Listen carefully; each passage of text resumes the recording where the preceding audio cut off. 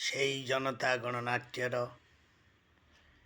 ମହାଖଳନାୟକ ଦୁର୍ଦ୍ଦାନ୍ତ ଖଳନାୟକ ଭିକୁ ସେଠଙ୍କ ଉପରେ ଏଇଟିକୁ ଆଧାରିତ କରିକି ଆପଣମାନଙ୍କୁ ଦେଉଛି।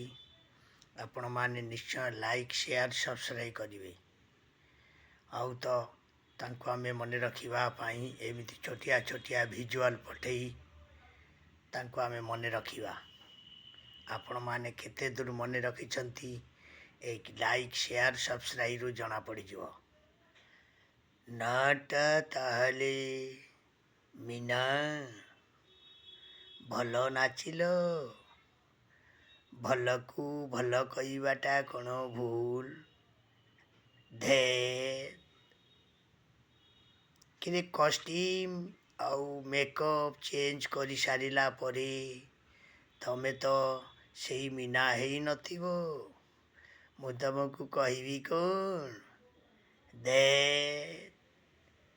ପଦୁବାବୁ ଖବର କ'ଣ? ଧେ କିରେ ସେ ଟୋକିଟା ତ ଯେମିତି ଛନଛନିଆ ହେଇଛି ନା, ତାକୁ ତ ଯିଏ ଦେଖିବ ଓଲଟି ଯୌତୁକ ଦେଇ ବାହା ହେଇ ପଡ଼ିବ।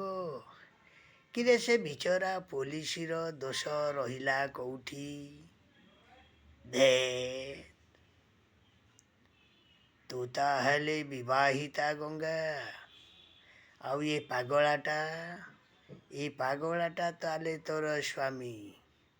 ଧେ କିରେ ଦେଖିବା ସେ ଝରଣାରେ ଥରେ ଗାଧେଇବା। ତୁ ତାହେଲେ CID ଗଙ୍ଗା ଶ୍ୟାମଲ। ଧେ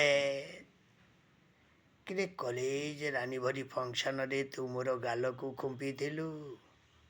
ଆଜି ଖୁମ୍ପି ରକ୍ତାକ୍ତ କରି ଏ ଚାମୁଣ୍ଡା ମନ୍ଦିରରୁ ସିଧା ତଳକୁ ଫୋପାଡ଼ି ଦେବି। ଧେ ଛନ୍ଦାର ବାହାଘର। କିରେ ରାକା ଏ ବାଘା ଟିକେ ଛନ୍ଦାର ବାହାଘରଟା କରେଇ ଦିଅ। ଧେ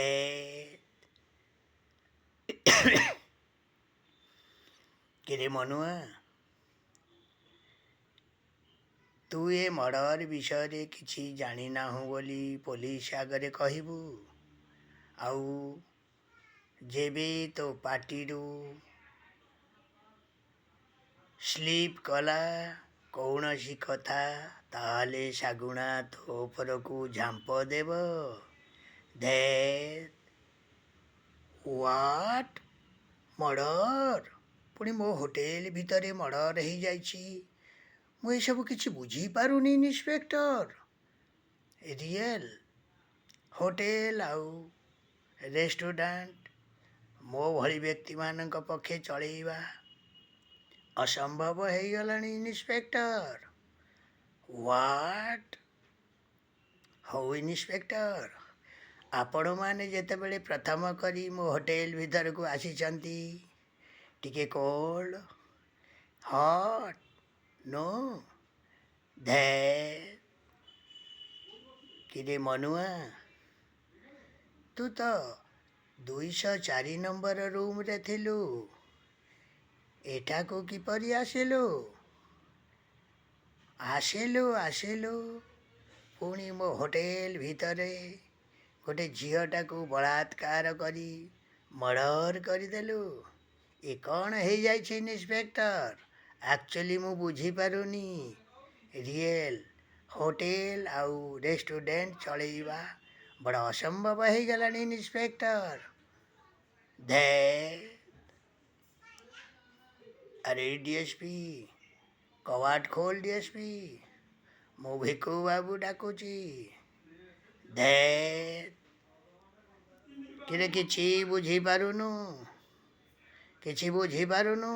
ଇନ୍ସପେକ୍ଟର?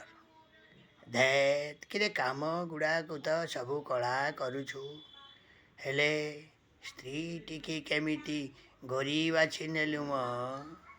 ଧେ ଭିକୁ ବାବୁ, ଧେ